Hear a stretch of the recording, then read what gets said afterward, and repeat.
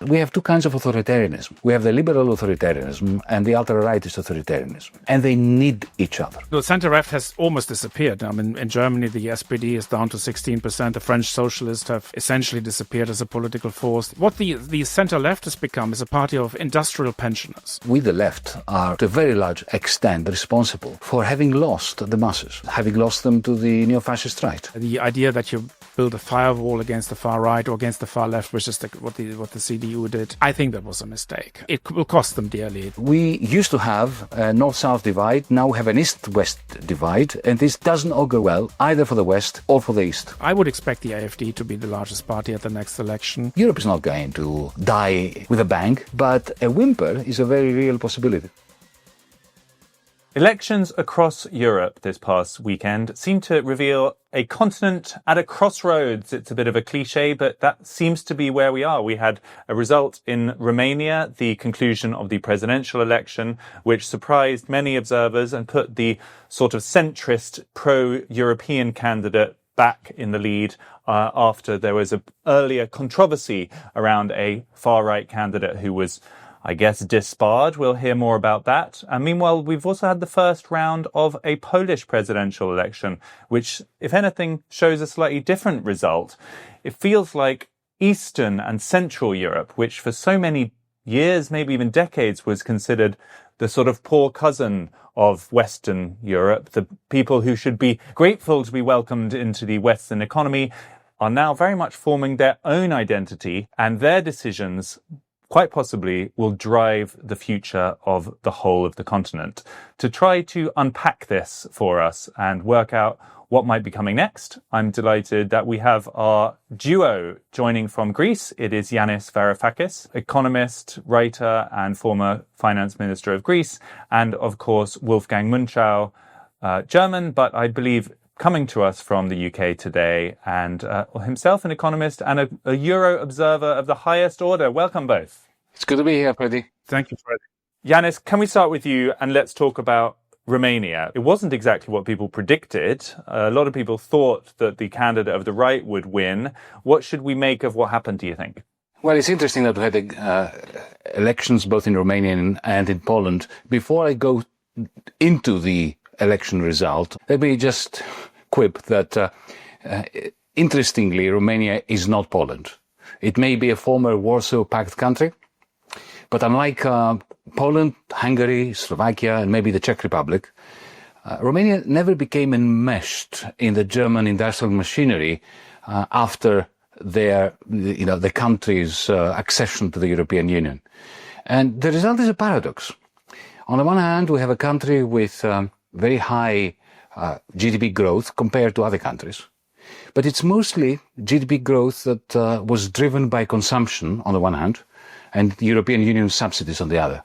This is very similar to how Greece was in the 2000s. This high GDP growth coexisted for decades with high-end problems like crumbling infrastructure, mass emigration, not immigration, emigration, Romanians leaving the country, and a kind of inequality that resembles more a feudal society than a liberal democratic capitalist society.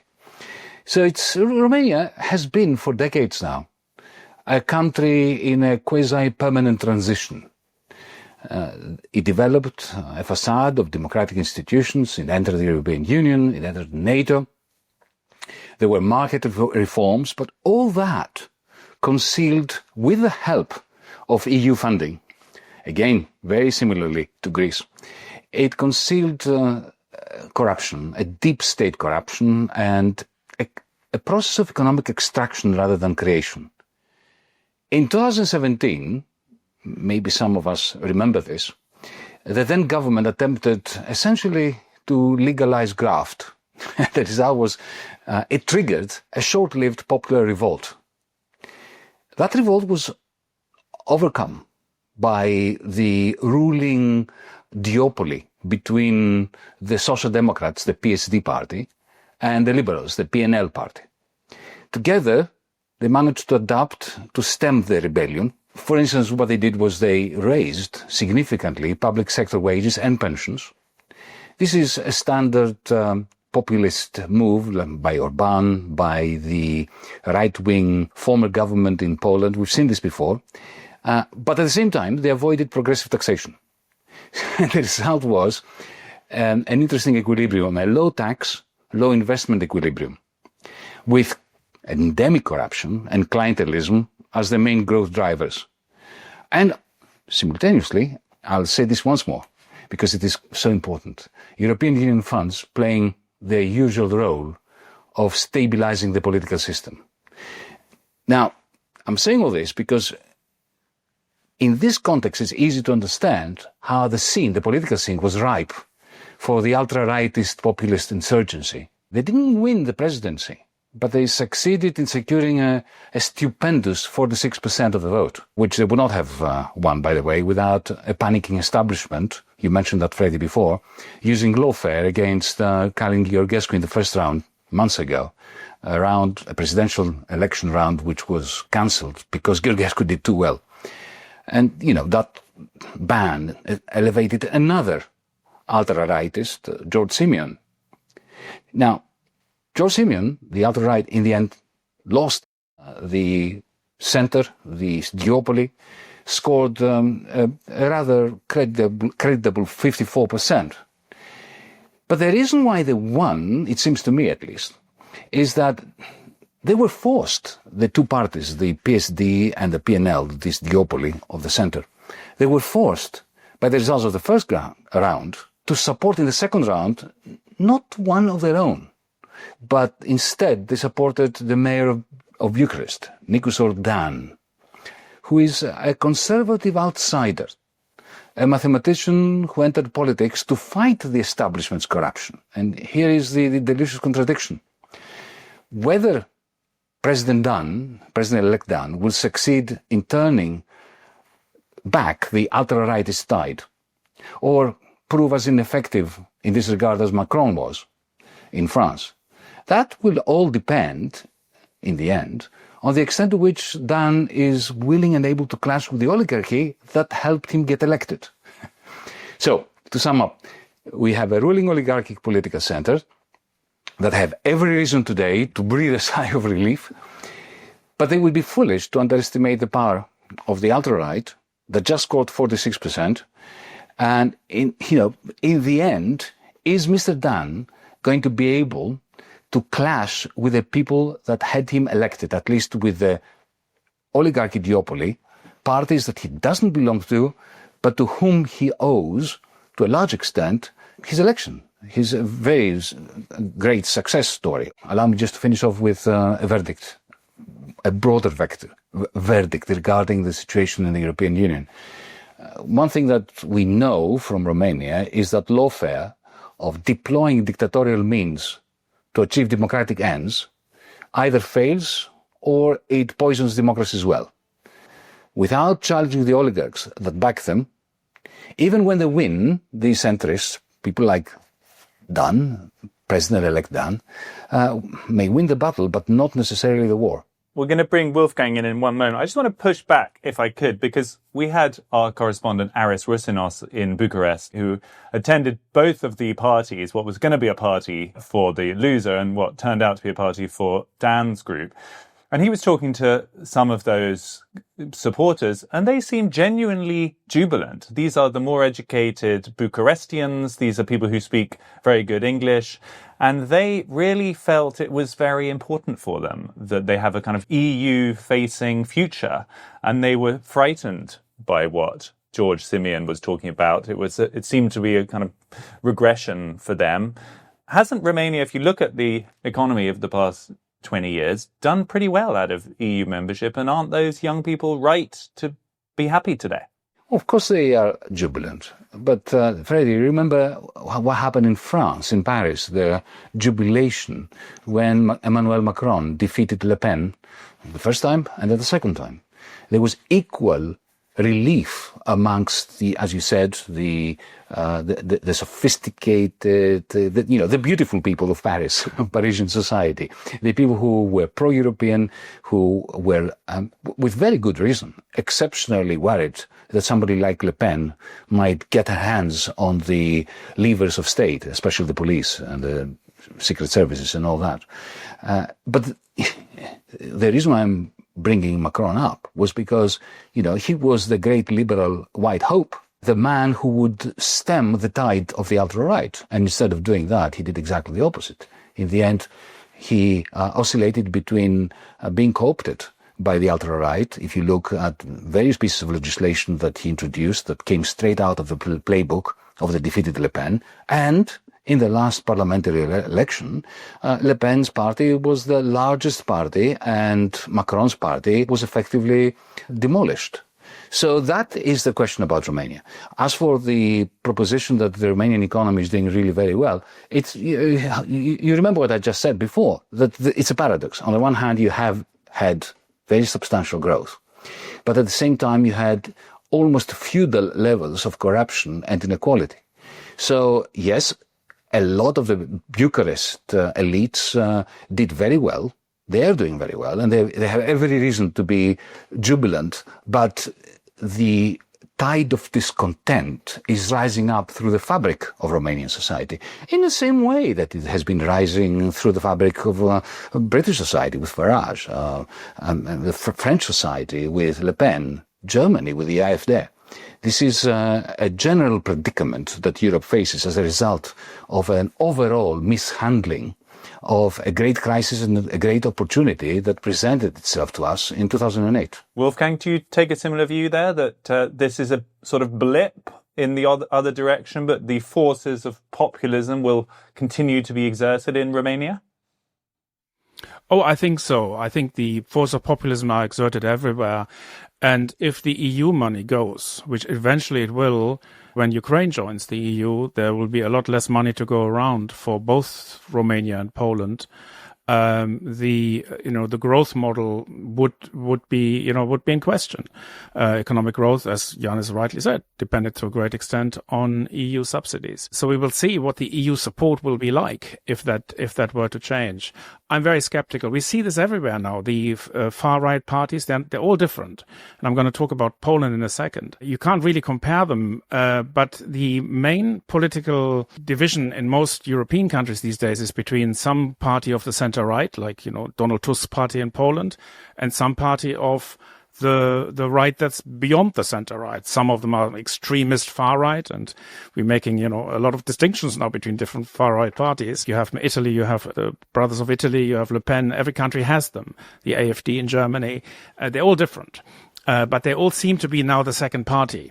And this is the thing with opposition parties. Eventually they'll win elections. Just to repeat that, because I think that's a really clarifying thought, that actually the key opposition in Europe is not a left-right one at the moment, especially. It's a sort of centrist/center-right kind of new form of party, more in the Macron tradition, versus a properly right populist. That's the real contest.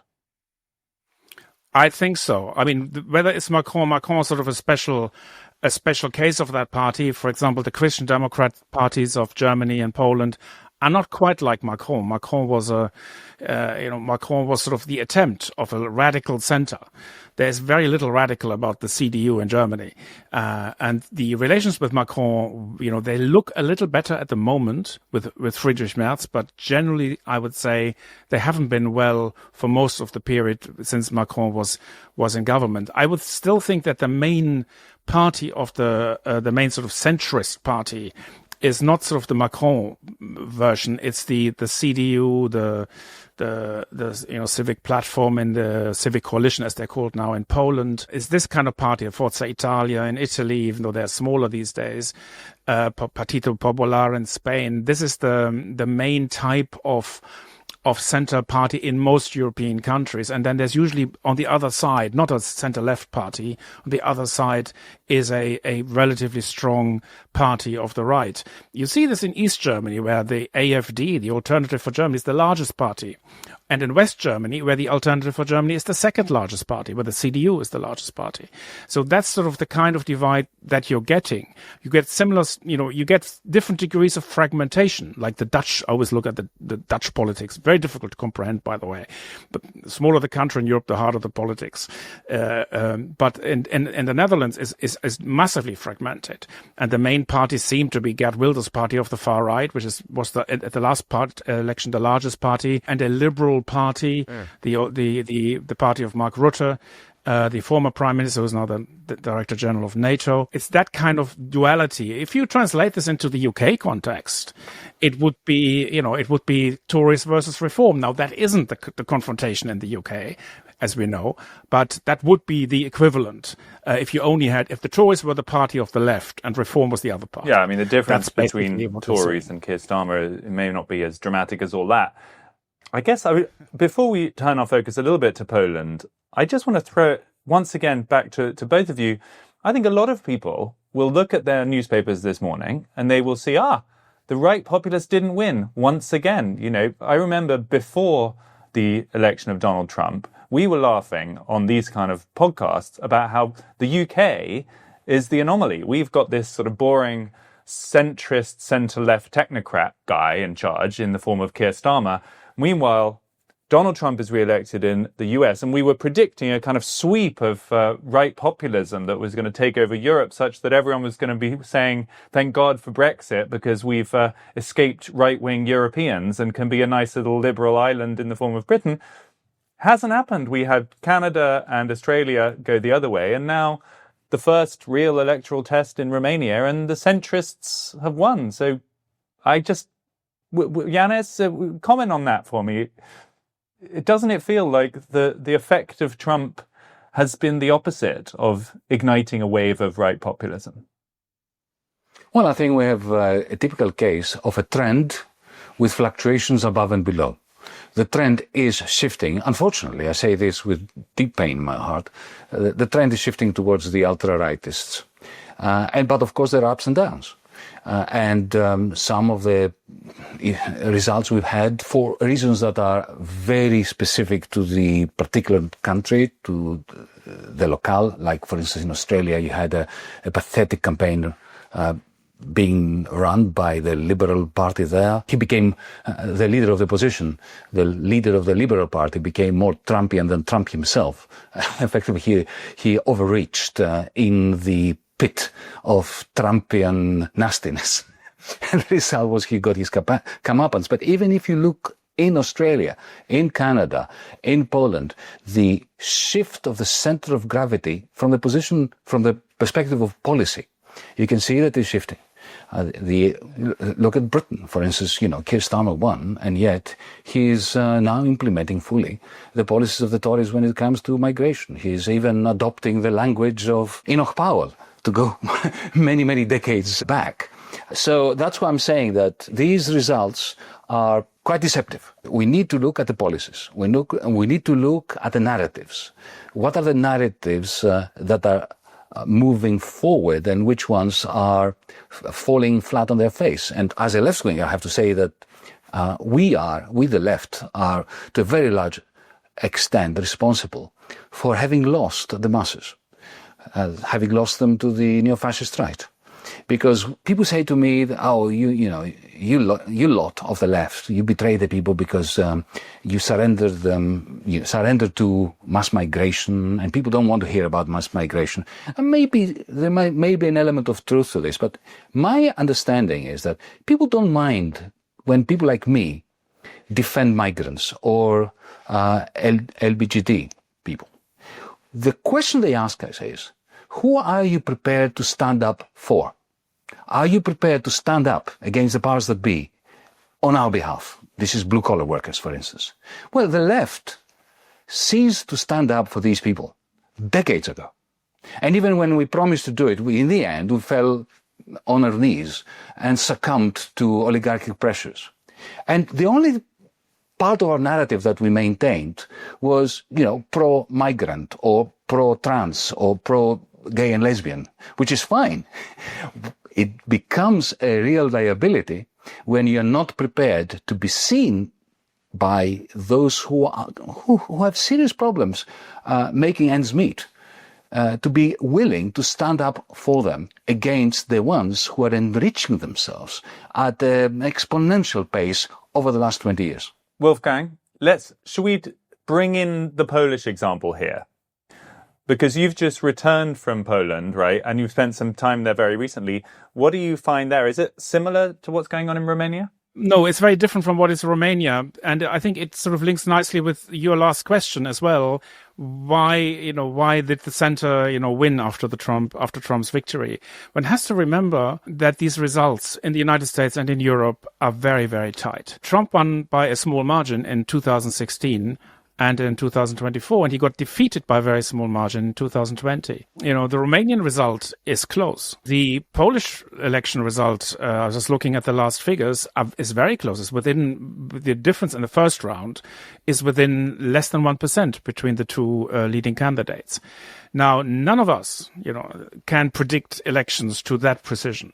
This depends on turnout. It depends on tactical errors, on whether people, commit, on their, maybe even their television debate. What happened in Poland is that as this election campaign started, there were two front-running candidates, but one of them was really the front-runner. This was Rafał Trzaskowski.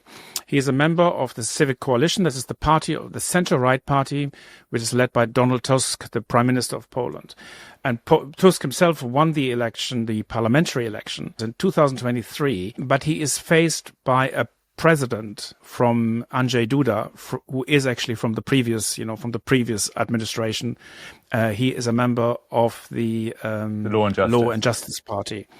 And Duda has failed, or has not signed the laws that Tusk and his coalition has passed. It's a bit of a gridlock situation, and for Tusk, it's totally important that his party occupies the presidency, because that is the moment where he can actually install the change, or undo some of the stuff that the predecessors did. The Law and Justice Party, they subjugated the judicial system to political control. They didn't go as far as Orban did in Hungary, but Poland went a certain way in ensuring that the party was sort of assumed sort of semi-dictatorial powers, but it didn't stop this party from being kicked out in the 23 elections, and Tusk really wanted to turn the dial back. When the campaign started, the candidate is Rafał Trzaskowski, who is the mayor of Warsaw, liberal. So even at the liberal wing of the Tusk party, a sort of liberal classic metropolitan mayor. Exactly the same, that must be said, as the Romanian situation. The liberal mayor of the very capital similar city. Yeah. Absolutely. The mayor in the capital city, indeed. That was sort of the candidate. And he also won in a technical sense in the first round. He hasn't won the presidency yet. But when he entered the campaign, he had an over 40% approval rate in the polls. Yesterday, he came out at just over 30 point something. Whereas his opponent, Karol Nawrocki, he's a historian, he's from Gdansk, a member of the Law and Justice Party. He was sort of seen as the acceptable face after all these, the party in power had a lot of scandals. He started off at 20% and then he ended up at 30%. So the two were kind of level. What about the other candidates? There's 30 plus 30 is 60. So there's 40% of the polls voted for other candidates. There are quite a few on the far right, so to the right of Nawrocki. Now, you can't just add these votes together, so you can't just say, Nawrocki is going to get it, because 30 plus, whatever, 15 plus 6 gives you 51. It doesn't quite work like that, because people make up their own minds in second rounds, and the far right in Poland is deeply divided. But when I was in Poland recently, everybody I spoke to from the centrist parties, and even from the opposition, everyone I spoke to from the centrist party was convinced that Trzaskowski would win the election. They are no longer so sure about this. I was speaking to a senior member of Civic Coalition who said, it's going to be, it's going to be tight. It's not going to be as clear as it used to be, but maybe sort of like 52-48. And I think, all our friends in Britain know about 52 and 48 and how difficult that is to predict.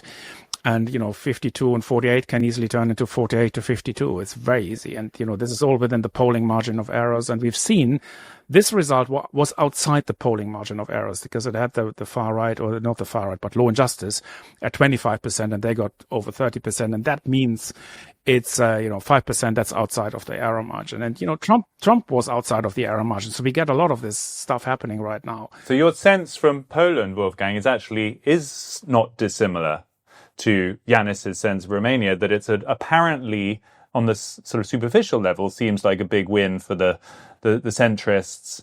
But actually, if you look a bit deeper, there's still a lot of momentum on parties of the right and populist right. And so, could very much go either way still. Absolutely. It can absolutely go either way. I mean, I think it would be complacent to predict from this position. I mean, they are too close together.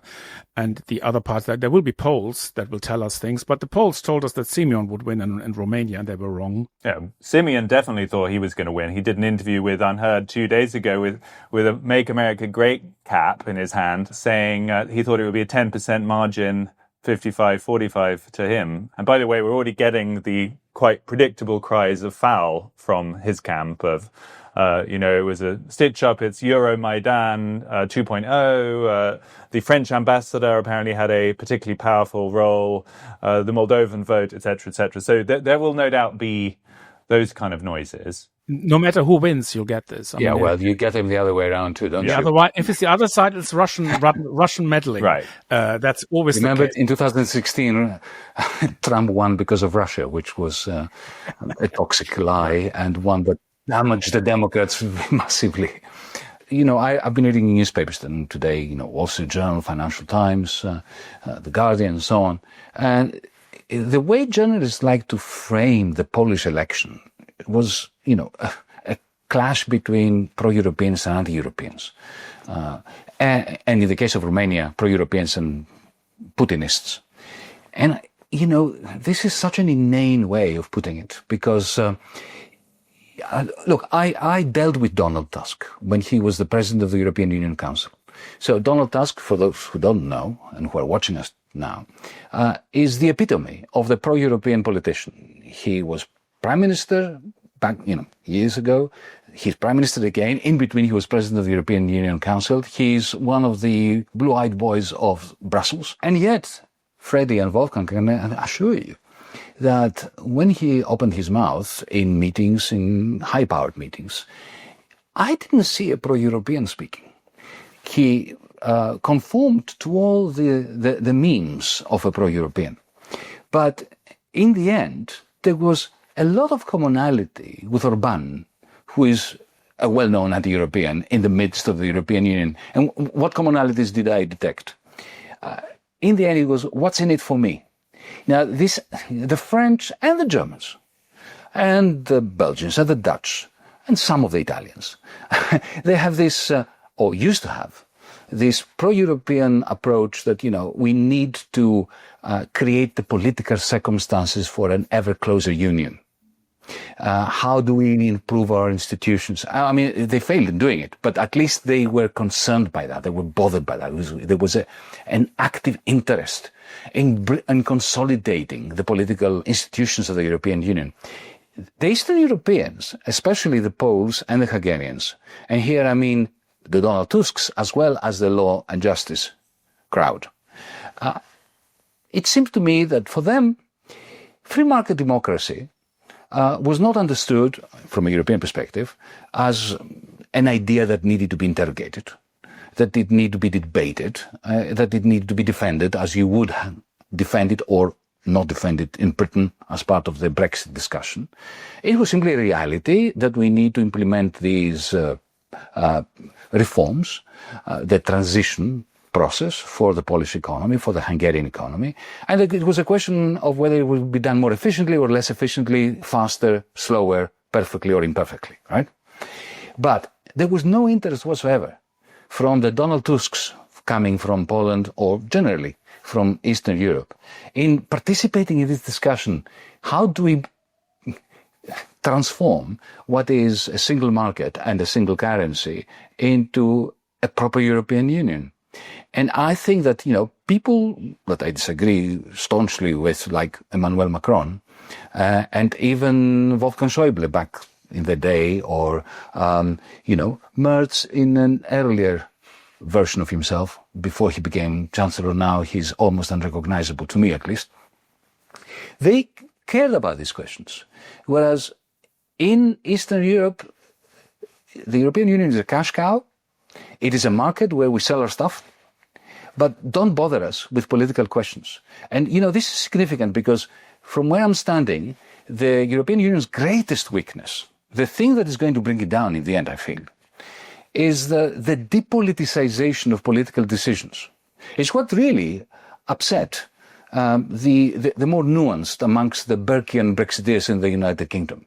That this depoliticization of deeply political decisions, I even remember Margaret Thatcher in, I think, her last appearance as Prime Minister in the House of Commons, saying that, who sets interest rates is a political decision. Yeah. So that's, I think, the clash between East and West in Europe. The East looks at Europe as a process, a cash cow, to be depoliticized if it hasn't already been depoliticized. And in that sense, it is not pro-European.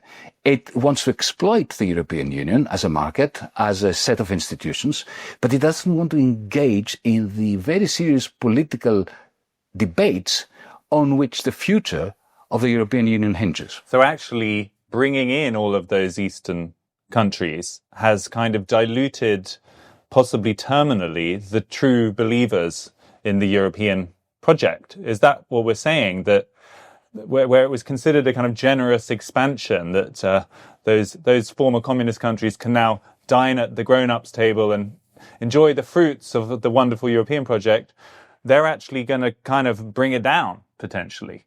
Wolfgang, is that how you see it? Yeah, that's what I see as well. I mean, I was critical of enlargement. It was a very unpopular position to take for that precise reason. The EU, by enlargement, it was 2004. That was the first big wave of enlargement when 10 countries joined. The euro had only been 5 years old. The project was not completed. People were kind of complacent about how stable it would be. So they thought on to the next. That was sort of the attitude. And then we do enlargement, we did deepening, now we do widening. And that was sort of the kind of the intellectually complacent attitude. But they didn't realize, and I think Yanis is right, the attitude towards Europe is a completely different one. I also came from I came from a German federalist perspective. We wanted to be, Europe to become a federal state. That was the idea. Not a big one, a small one, but it was the idea of a federal layer of Europe. And some of the institutions like the European Parliament were built, with that in mind, that they would eventually take on this sort of, become a small federal layer of the EU. That ended in 2004 with enlargement because the countries that joined were absolutely not subscribed to that idea at all. And you see this in Poland, for example, where the competition is between a so-called pro-European party, Donald Tusk's party, and the anti-European party, which is the Law and Justice. But they both didn't want to be in the euro. I had a similar sort of sense of, alienation during the Brexit period when, I saw from a sort of continental European perspective, two sides, Remain and Leave, both basically being fundamentally anti-European. The Remainers wanted to stay in Europe, but they hated it just as much as the Leavers did. In many ways, the Leavers had a clearer perspective of what Europe could become, and they didn't want to be part of that. Whereas Remainers basically said, let's thank God we were not in the euro. Thank God, this sort of integration isn't happening. The EU is just a single market. Because we have a good deal, and this whole language about a good deal. It's like happening today, between the UK and the EU. It's all about a good deal, and this is what the EU has descended to. And the EU that is a good deal is ultimately not one that is going to be very successful because it's not going to be a good deal for everybody. So actually, I was expecting this conversation to lead into a big binary. Which way Eastern Europe? Will it go centrist, pro-Europe, or will it follow these right populists? And what does that mean for all of our future? But from what both of you are saying, actually, the difference between those two outcomes may not be so great. And in any event, there's going to be a kind of fragmentation and dilution of European coherence because those Eastern countries are just less interested in the federal project. Entirely. And look, harking back to something that Wolfgang said before, at the beginning, that, the correct observation that now we have a major clash between the center and the ultra-right, or the center-right and the ultra-right. The way I always saw that, and I've been writing and talking about this, warning my side of politics, the left, that this would be inevitable. The way I see it is we have two kinds of authoritarianism. We have the liberal authoritarianism and the ultra-rightist authoritarianism, and they need each other. Yes, they are clashing. Yes, they hate each other. I mean, your correspondent from Warsaw was absolutely right that the people who were celebrating in Poland or in Romania, perhaps, were genuine about their hatred for the ultra-right. But nevertheless, there is a codependence. Let me put it this way. Would Macron have won the presidency if Le Pen didn't exist? No way.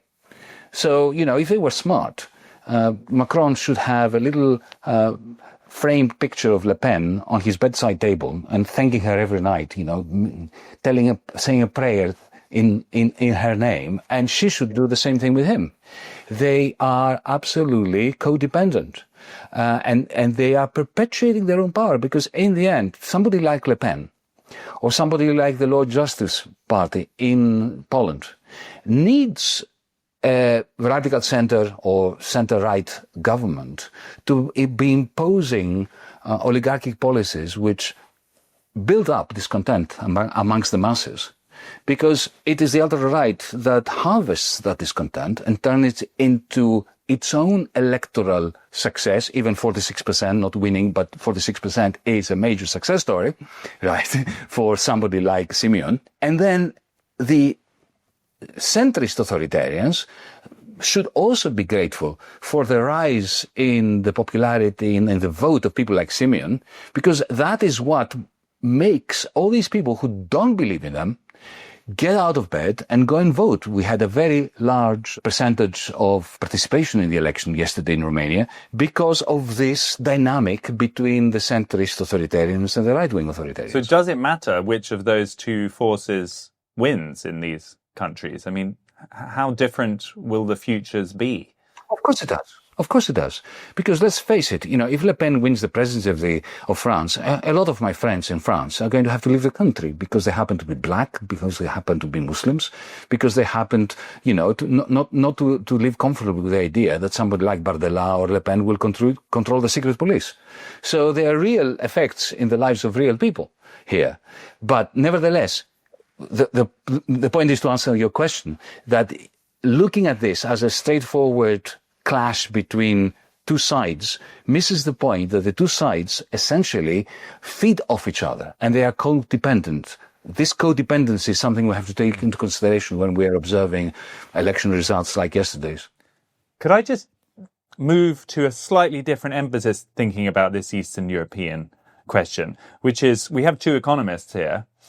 They're economies because suddenly it looks like they are strong compared to some of the Western European economies. At least the trajectories are good. I mean, Poland is a powerhouse in a way that it wasn't 20 years ago. The Romanian economy seems like it has promise. Is there a chance that these Eastern European countries really become a real powerhouse of their own and cease to be kind of gratefully receiving handouts from Brussels? I think one should look at the timescales here. I mean, Poland is a country about half the size of Germany and half the per capita GDP level. So Germany is about 4 to 5 times as big as Poland. Now, Poland has higher growth rates, like 3 to 4%. That's sort of the average growth rate, whereas German growth rate is about 0.5% to 1%. So you can do the math and figure out in 25 years' time, Poland will get closer. If you want to do this. Why I don't think this will work is because Poland is heavily dependent on Germany. So if Germany goes down the drain, which, I've just written a book about the German model, which is in a deep crisis, Poland's dependent on Germany. Poland's entire manufacturing sector is a supplier, is part of the German supply chain. They did not diversify. This is going to be a very, very big problem for Poland, not so much for Romania, but it's going to be a problem for the Czech Republic, for Slovakia, Hungary in part, certainly Austria is already caught up in this. This is going to be the main economic story. And the EU is not solving this economic story. This is why I'm ultimately fairly indifferent about the center-right and the far-right in terms of their economic policies, because, whether they call themselves pro-European or anti-European, it doesn't ultimately matter because none of them have any good economic policies. The Weimar Republic didn't decline because some bad guy came along. The Weimar Republic declined because of serial decisions taken by by others before, but also by politicians in Germany at the time that were economically catastrophic. Now, we have to ask ourselves, is the EU going to collapse like that? Doesn't mean the outcome will be the same, and almost surely won't, but democracies or democratic institutions like the Euro-democratic constructions can collapse if they no longer deliver. And I fear the EU is very much on course to deliver, because I do not see any political parties, on the left and the right to do that. That to me is the main thing. I don't think the EU will collapse in a formal sense, because the EU is sort of a legal structure. It's kind of hard to untangle it. It must cease to become relevant. I mean, for example, if you look at economic growth, most of the economic growth these days comes from, services, digital services. The digital industry is becoming much, much more important. The EU is pretty much not present in this area. Is still very much in a sort of an older analog world. It means lower growth rates in the future. And you can talk about certificates of conformity as the UK and the EU are talking about, but you also know that this is not what it's going to be about in the future, or the supply industries that Poland has. So there are a lot of we need to sort of rethink our economic models, and Poland in particular has to rethink its economic model.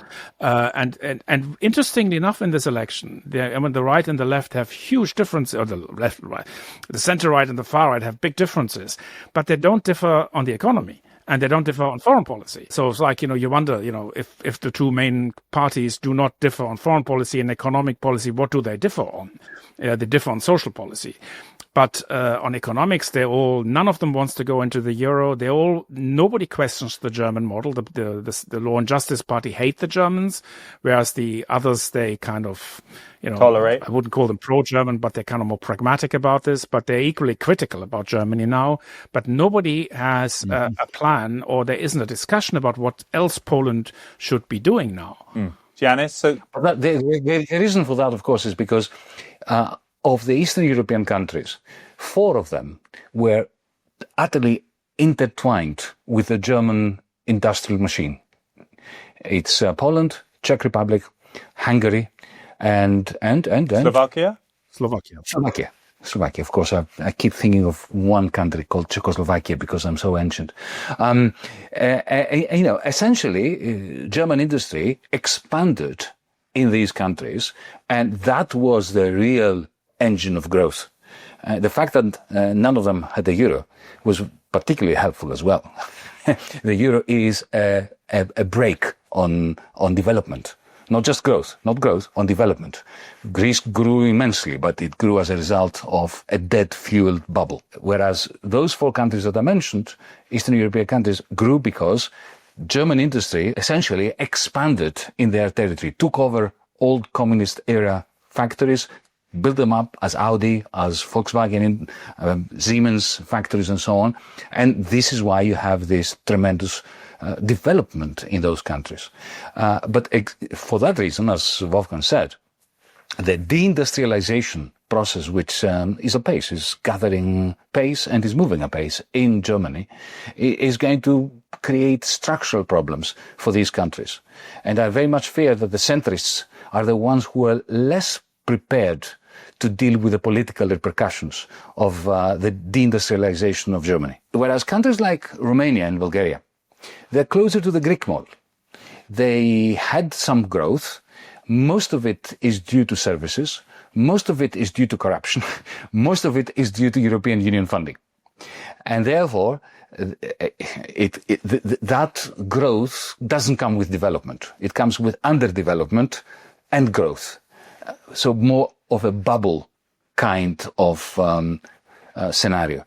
And thankfully for Romania and Bulgaria, unlike Greece, they're not part of the euro. Had they been part of the euro, then Deutsche Bank, Societe Generale, the Franco-German banks would have lent them a lot more money, assuming that they had the Deutschmark, the euro, right?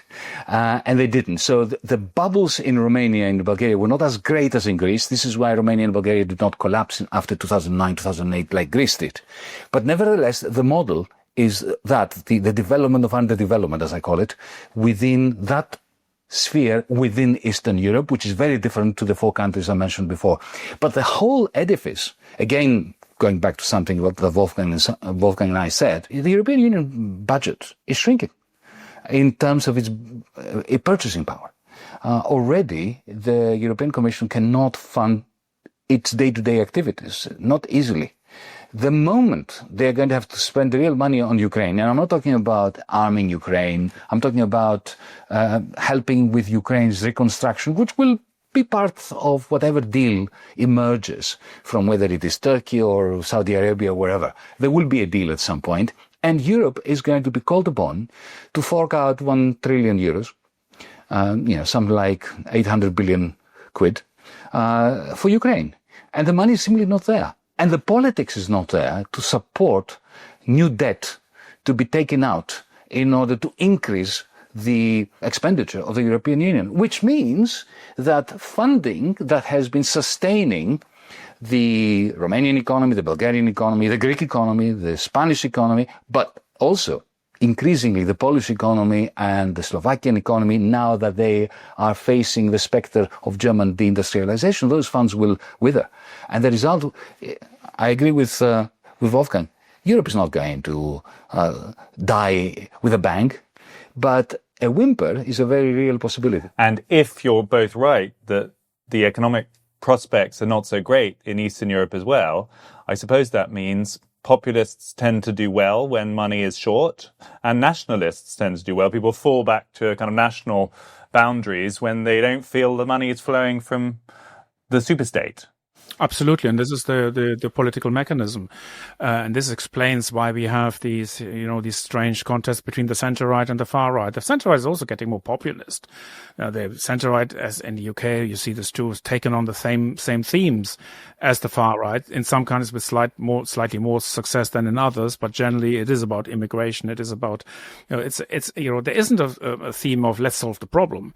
This is virtually absent. Well, the center-left as well, Wolfgang. Unfortunately, the center-left is moving in that direction as well.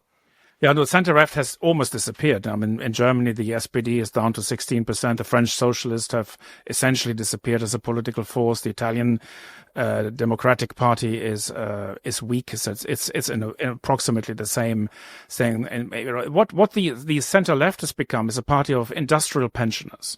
And there is still, you can see the demographic development of each country. You can see what the vote share is of the center-left party. It will gradually shrink as those people die. And that's, they have failed to get new voters from other, young people don't vote center-left anymore. There's still the Green Party has captured some leftish people in the cities, and but after the experience of the Green Party in government in Germany, that has gone too. That's gone in Germany. The young people went to the Die Linke, which is a party of the left, is quite successful now with 10%. I mean, this is a party that was almost considered to be dead, and it came back to 10%. It's almost as big as the SPD, with none of the funds and none of the infrastructure that's behind it. So that's quite a success. And I would assume that the gap between them will shrink. The SPD remains in power. I mean, this is the electoral arithmetic. If in Germany, the governments, the CDU doesn't want to form a coalition with the far right. So they only form coalition with the center left. So that gives the center left a lease of life, which, in a normal democracy they wouldn't have. And it gives them the illusion, or it gives certainly journalists the illusion that the center still holds when around it, when everything is burning around them. And it makes the ultra-right the greatest beneficiary of the natural withering of the grand coalitions, which are not even capable of implementing the policies that the constituent parties seem to believe in or claim to believe in. Yeah, absolutely. It's becoming more difficult. This is becoming more difficult to form grand coalitions. I've always been opposed to this.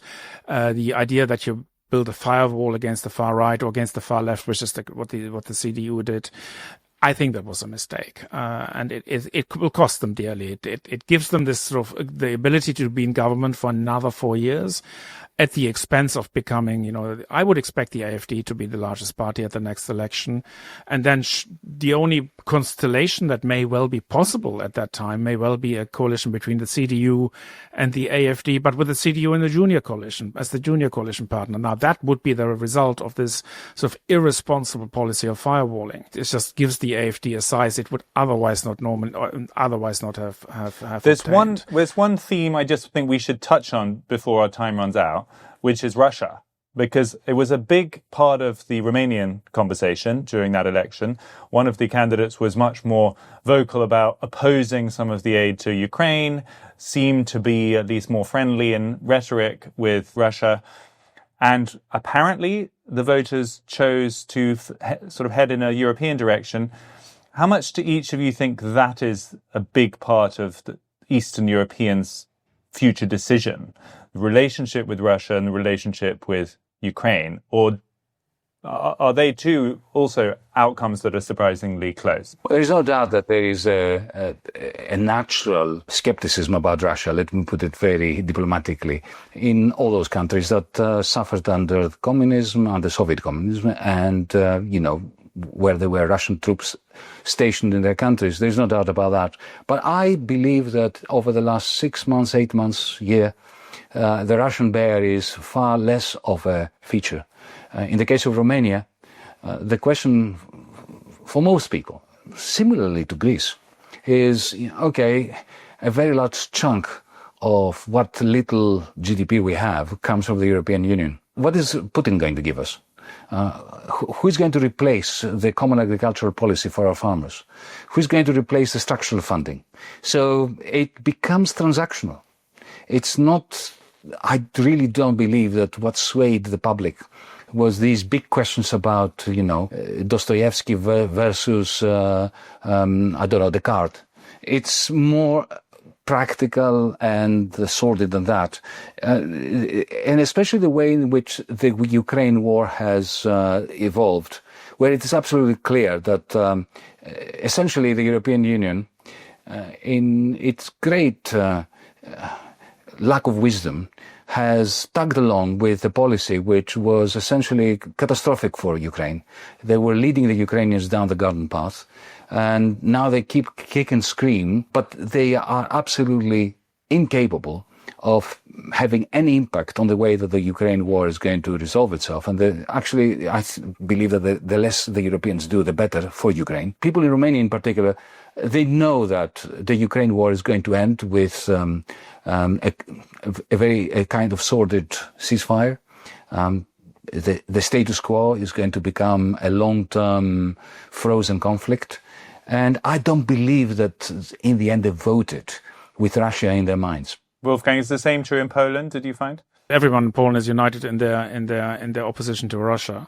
It's different in sort of East Germany, where attitudes are significantly more pro-Russian, and so are they in Hungary. You sort of find different attitudes towards Russia across Eastern Europe. I don't think that Russia is a factor. Well, it certainly wasn't a factor in the Polish debate, because both candidates are in favor of raising defense spending, and they both want to fight the Russians if necessary. So that's basically a consensus there. It's not nobody disputes this in Poland. We also have to remember the Ukraine war will be over at one point. And it looks like, they're negotiating in Istanbul. Trump is putting pressure on them. Without the US support, there's nothing much the Europeans. The Europeans are delusional to think that they can maintain a war against Russia. Absolutely, a proxy war. That's absolutely not possible, and not credible. So they, there is a lot to be negotiated for now. The post-war scenario, scenario is going to be very difficult. There are people to whom it suits that this war continues, but it's not going to happen. So I don't think this is playing the big role that it plays in the media. In most of these countries. So we have run out of time. If you had to distill it to one concluding thought for our audience that have been following us as we meandered our way around Eastern Europe, what would it be? Eastern Europe is a very interesting place, because looking at the way people talk about it in Eastern Europe, it is as if it doesn't exist. The Poles and the Hungarians, they refer to themselves Central Europeans, not Eastern Europeans. The Baltic countries refer to them as Nordics. It seems that it's a non-existent place. And yet it is a place that shares the communist legacy. It's a place which also shares some basic economic dynamics which are not sustainable as long as they are fused in the European Union into the older European Union that made the mistake of creating a federal money without federal democratic and fiscal institutions. And therefore, we used to have a north-south divide, now we have an east-west divide, and this doesn't augur well either for the West or for the East. Wolfgang? Well, I think the main, what I see from the last few days is a continuation of a trend of Europe's political development, a shift to the right, which is a reflection of deep dysfunctionality of how the EU works. Not a solution to anything. There isn't any party on the right that solves any problems, but an expression of this dysfunctionality that will, I expect, to continue as economic growth remains weak and as Europe gets squashed between America and China. Wolfgang Münchau, Yanis Varoufakis, thank you both today. Thank you. Thank you. That was Yanis Varoufakis and Wolfgang Münchau, two people, one from the political left, one politically, I suppose you would say, centre-right, and yet who agree on quite a lot of interesting things to do with the future demise of some of those European structures, and a lot of what they had to say about Eastern Europe and the dichotomy that appears to be presented between a sort of pro-European future and a Russian-facing future is not really the choice that they're making. I thought that was fascinating. We will be hearing more from them, and I'm hoping we can make their appearances together something of a regular feature, so stay tuned for that. In the meantime, thanks to them, and thanks to you for tuning in. This was UnHerd.